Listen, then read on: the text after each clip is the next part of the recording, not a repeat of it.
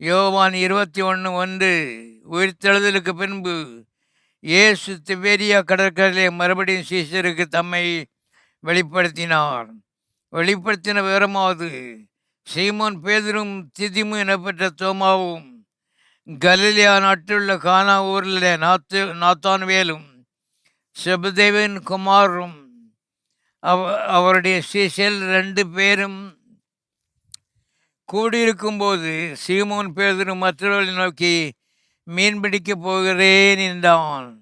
அதற்கு அவர்கள், நாங்களும் உடனே கூட வருகிறோம் என்றார்கள். அவர்கள் புறப்பட்டு போய் உடனே படவேறினார்கள்.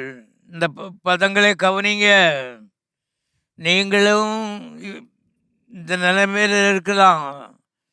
அவர் புறப்பட்டு போய் உடனே படவேறினார்கள்.